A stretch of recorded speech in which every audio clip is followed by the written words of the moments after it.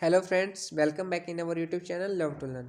तो दोस्तों, आज की इस वीडियो में हम लोग फंडामेंटल ऑफ एग्रीकल्चर पढ़ेंगे कि जो एग्रीकल्चर है उनके क्या फंडामेंटल है। वैसे मैं बताना चाहूँगा कि एग्रीकल्चर कोई ऐसा वर्ड नहीं है कि जिसको हम लोग 2-3 लाइन में डिस्क्राइब कर दें, उसके बारे में डिफाइन करते हैं। ये बहुत ही बड़ा ब्रांच है जिसमें हम लोग फूड साइंस के बारे में पढ़ते हैं, एंटोमोलॉजी हो गया, इरिगेशन मैनेजमेंट हो गया, इकोनॉमिक्स हो गया, साथ में सॉइल साइंस हो गया, हॉर्टिकल्चर हो गया, यानी कि वेजिटेबल प्रोडक्शन का हो गया, वीट साइंस हो गया। तो मैं बोलने लग गया तो बहुत टाइम लग जाएगा। तो ये सब चीज़ें जिसका हम लोग एग्रीकल्चर में पढ़ते हैं। तो ये फंडामेंटल ऑफ एग्रीकल्चर जो बुक है, ये आपको बहुत ही ज़्यादा हेल्पफुल बुक है, जो कि अरुण कात्यायन जी द्वारा लिखा गया है, पब्लिश किया गया है। और आपको इस स्क्रीन पे दिखाई भी दे रहा होगा, लिखा है useful for undergraduate and postgraduate student and central state civil service, forest service, banking service, BSc agriculture, MSc agriculture, entrance test and other competitive exam. तो ये जो बुक है ये यूजफुल है, यानी कि बोले तो आप लोगों के लिए बेनिफिट है इन सभी एग्जाम के लिए। तो चलिए आगे बढ़ते हैं। तो देखिए, जो फंडामेंटल ऑफ एग्रीकल्चर है, आपको 2 वॉल्यूम में आपको ये बुक मिलेगा। आप इसको फ्लिपकार्ट या फिर अमेजन से परचेज कर सकते हैं। डिस्क्रिप्शन में मैं वैसे लिंक दे दूंगा जहाँ से आप लोग इसको परचेज कर सकते हैं। तो जो वॉल्यूम 1 है उसमें हम लोग एग्रोनॉमी को कवर करेंगे, soil science, extension education, agriculture economics और साथ में फार्म मैनेजमेंट को। जैसे कि पहले बताया था मैंने कि आपको ये जो बुक है अरुण कात्यायन जी द्वारा लिखा गया है और वॉल्यूम 1 है। तो चलिए हम लोग कुछ चीज़ें देख लेते हैं कि इसमें हम लोग क्या क्या पढ़ेंगे। हिस्ट्री ऑफ एग्रीकल्चर पढ़ेंगे हम लोग, क्रॉपिंग सिस्टम एंड पैटर्न, यानी क्रॉपिंग सिस्टम उनके पैटर्न क्या है, एनिडेशन and allopathy, crop ecology, dryland agriculture, erosion and soil conservation, classification of crop production, seed technology, weed problem, assessment of agronomic interaction, agro forestry and soil forestry, water management.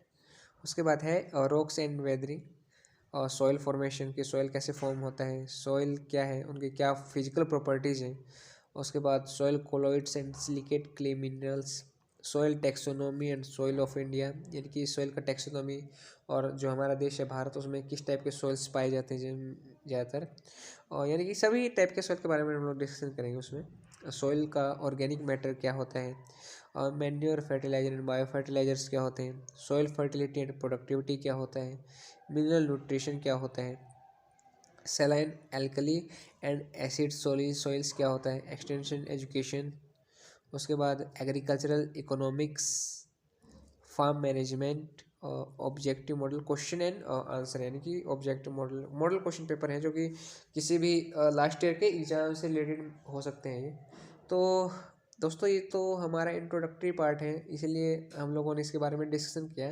Next video से हम लोग सीधा topic को लेकर discussion करेंगे। तो चलिए video को आगे बढ़ाते हुए हम लोग सबसे पहले आज डिस्कशन करेंगे कि हिस्ट्री क्या है एग्रीकल्चर का। यानी कि आप एग्रीकल्चर पढ़ रहे हैं तो उससे पहले आपको ये पता होना चाहिए कि जो हिस्ट्री है एग्रीकल्चर का वो क्या है।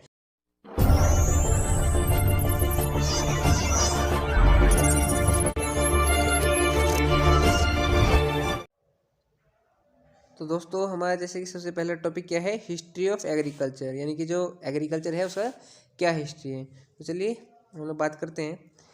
It is suppose that man was evolve on earth about 15 lakh year ago. यानी कि दोस्तों, ये सपोज किया जाता है कि जो इवोल्यूशन हुआ अर्थ पे किनका, जो ह्यूमंस है उनका, वो 15 लाख साल पहले हुआ था। This man was the evolve form of monkey who started the to move by standing erect on his feet. यानी कि ये माना जाता है कि जो इवोल्यूशन हुआ मैन का वो किस फॉर्म में हुआ, मंकी के रूप में। जैसे कि हम लोग बोलते हैं ना कि हाँ, हमारे पूर्वज जो थे वो मंकी थे, क्योंकि आप फॉर्मेशन देखेंगे, जब आप इवोल्यूशन वाला टॉपिक पढ़ेंगे तो आपको इसमें क्लियर हो जाएगा सब चीज़। Such man has been called homo erectus और जावा मैन। यानी कि जो इवोल्यूशन हुआ था फर्स्ट टाइम, तो उसमें उस व्यक्ति को क्या नाम दिया गया था, उस ह्यूमन को क्या नाम दिया गया था, होमो इरेक्टस। जिसमें आपको होमो का मतलब होता है कंटिन्यूअस एंड इरेक्टस का मतलब होता है erect. Later on Java man was transform into crow Magnon and crow Magnon into modern man. तो ये बस आपको थोड़ा बहुत पता होना चाहिए, इतना इम्पोर्टेंट नहीं है कि इसको आप याद करें। तो आगे इसमें है the modern man is geologically known as Homo sapiens. हाँ, ये जो यहाँ पे है होमोसेपियंस, इसको मैं थोड़ा अंडरलाइन कर देता हूँ। यानी कि जो ये होमोसेपियंस है, तो ये ज़्यादातर पूछ लिया जाता है कि जो ह्यूमंस हैं उनका बॉटनिकल नाम क्या है, बॉटनिकल नेम से किस नेम से जानते हैं, तो वो होमोसेपियंस होता है। जहाँ पे सेपियंस का मीनिंग होता है learning habit, due to his continuous learning habit and according to trinomial nomenclature modern man got the name homo sapiens sapiens. Such modern man was evolved first in Africa about 35,000 years ago. यानी कि ये माना जाता है कि जो होमो sapiens है, जो मॉडर्न मैन है, ह्यूमन है, उनका इवोल्यूशन कब हुआ? 35,000 साल पहले। कहाँ पे? अफ्रीका में। व्हाट जनरली एक्सेप्टेड टुडे, जो कि जनरली माना जाता है आज के टाइम में कि हाँ इवोल्यूशन वहीं से हुआ था। In the beginning such man had been spending his life widely, but during the period of 8700 to 7700 BC, यहाँ पे BC का मतलब होता है before Christ, they started to pet sheep and goat. ये माना जाता है कि ये जो पीरियड था, इस दौरान जो भी ह्यूमन का इवोल्यूशन हुआ, उन्होंने क्या किया? पेट शीप एंड गोट, यानी कि जो शीप है और गोट है उसको पालना इन्होंने स्टार्ट किया। ऑल दो the first pet animal was dog which was use in hunting, और जो कि सबसे फर्स्ट ये जो पेट है जिसको यानी कि यूज किया गया था पेट के रूप में, वो डॉग था और जिसका यूज किया गया था हंटिंग में। The cultivation of crop started during 7500 BC, यानी कि जो फर्स्ट क्रॉप का जो कल्टीवेशन हुआ था वो 7500 साल पहले माना गया है। And thus agricultural science came into existence to produce the crops human beings tilled the soil. जैसे कि आप सभी को पता है, यदि आप लोग क्रॉप को प्रोड्यूस करना चाहते हैं तो आपको टिलेज करना होगा। टिलेज एक ऐसा एग्रीकल्चर प्रैक्टिस है जो कि आपको किसी भी टाइप के कल्टीवेशन के लिए एक प्राइमरी चीज़ है, यानी सबसे पहले हम लोगों को टिल ही करना पड़ता है किसी भी ज़मीन को। तो आगे हम लोग पढ़ेंगे टिलेज क्या होता है, उसके जो टाइप्स है उसके बारे में। टिलिंग ऑफ सॉइल और in another word cultivation of soil is called agriculture. यानी कि देखिए, एग्रीकल्चर का कोई एक सिंपल सा डेफिनेशन आपसे पूछे तो आप क्या बोलेंगे? कल्टीवेशन ऑफ लैंड, यानी कि लैंड का कल्टीवेशन क्या कहलाता है, उसी को हम एग्रीकल्चर कहते हैं। तो देखिए आगे इसमें यहाँ पे क्या लिखा है कि agriculture consist of two Latin word, यानी कि जो एग्रीकल्चर है ये आपको लैटिन वर्ड है, और जिसमें एग्री का मतलब होता है सॉइल और कल्चरा का मतलब होता है कल्टीवेशन।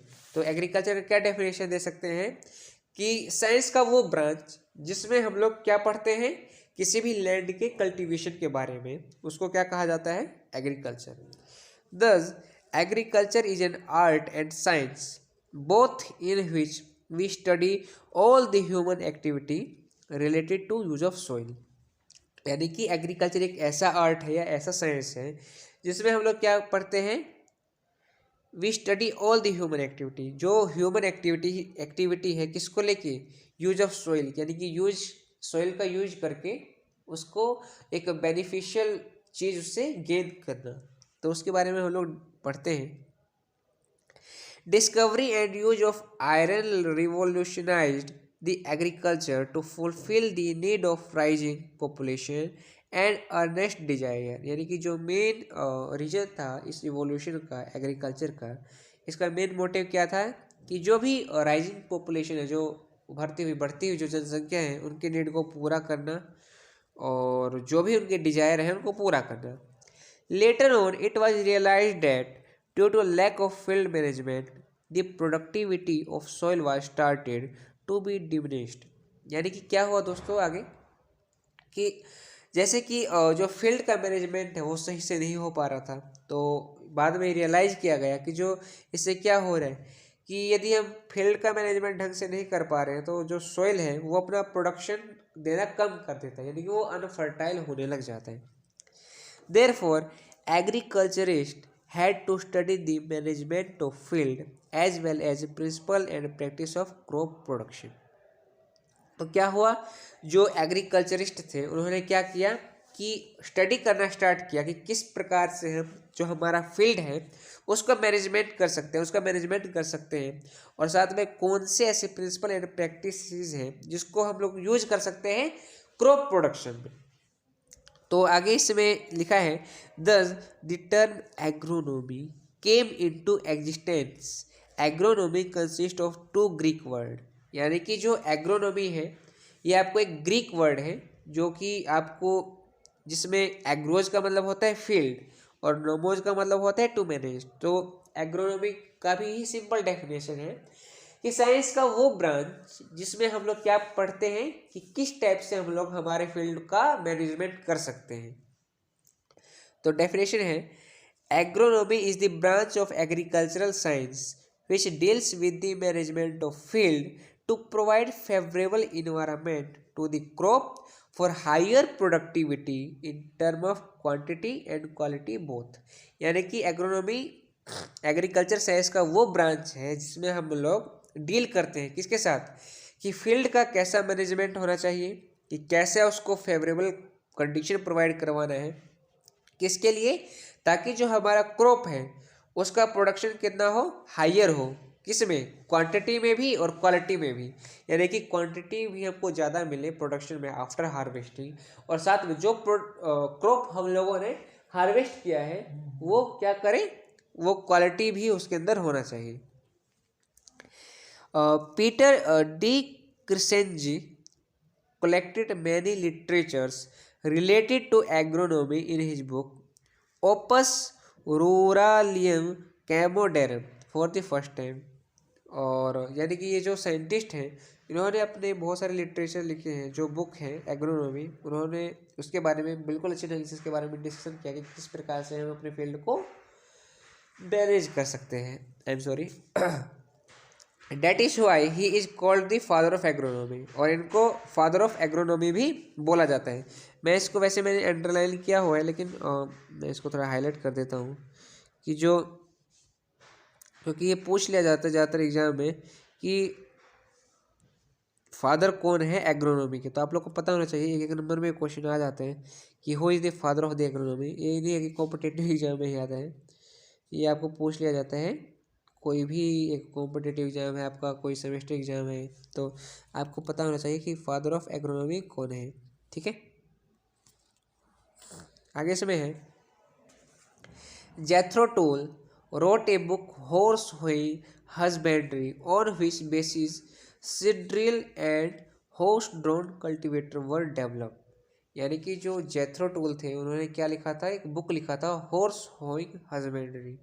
तो यानी कि जो होइंग है ये आपको एक यानी कि टेक्निक है जो कि हम लोग क्या करते हैं, होइंग एक मीन्स, माफ़ कीजिएगा, टेक्निक नहीं है, ये एक डिवाइस है जिसका हम लोग यूज करते हैं इन दी कल्टिवेशन ऑफ एनी क्रॉप। तो जिसके बेसिस पे क्या किया गया, जो सीड ड्रिल है और जो हॉर्स ड्रॉन कल्टीवेटर है उनका डेवलपमेंट किया गया, उनको फॉर्म किया गया। The words weed and zero tillage were also used firstly by him. यानी कि जो जेथ्रो टूल थे इन्हीं के द्वारा जो वीड वर्ड है और जीरो टिलेज है फर्स्टली यूज किया गया था। In India scientific cultivation has been started with the commercialisation of sugar cane.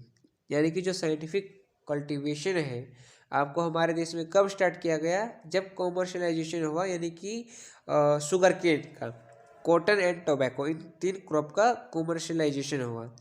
On 27 April 1871 a joint department of agriculture, revenue and commerce was established by Lord Mayo on the request of A.O. Hume due to direction issued by Famine Commission 1880. A separate Central Development of Agriculture was established in 1881। तो ये सीधा आप लोग को थोड़ा बहुत याद होना चाहिए। आप लोग को लग रहा होगा कि मैं ये वीडियो इतना धीरे धीरे क्यों बना रहा हूँ, तो ये हम लोग का इंट्रोडक्टरी पार्ट है एग्रीकल्चर का, तो इसलिए मैं इतना धीरे धीरे ये चीज़ को लेके चल रहा हूँ। आगे की चीज़ों में हम लोग थोड़ा जल्दी जल्दी करेंगे, कवर करेंगे। तो दोस्तों आज की वीडियो में हम लोग इतना ही रहने देते हैं और आई होप आप लोग को ये वीडियो अच्छा लगा हो। और दोस्तों ऐसा है कि हम लोग एग्रीकल्चर को पढ़ रहे हैं तो ये नहीं कि हाँ बस एग्ज़ाम में चले गए, एग्ज़ाम दे दिया, ऐसा हो।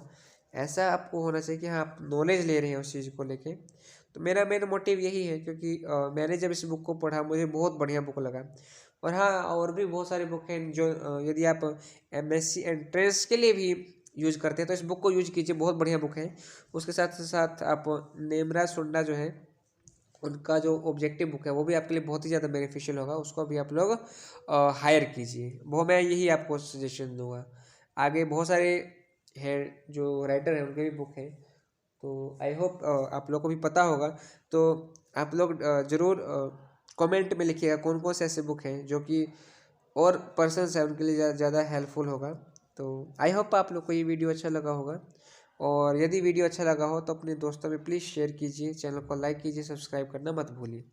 और नेक्स्ट वीडियो में हम लोग आगे यहाँ से कवर करेंगे IARI क्या है, ICAR क्या है। तो ये बहुत ही मज़ेदार टॉपिक होने वाला है। और हाँ दोस्तों, यदि आप लोग ये बुक नहीं खरीद सकते हैं तो मैं इस बुक का PDF जो हमारा टेलीग्राम ग्रुप है उसमें डाल दूंगा, तो आप ग्रुप में जाइए, ग्रुप को ज्वाइन कीजिए और वहाँ से आप लोग को ये PDF फ्री में मिल जाएगा। Thank you.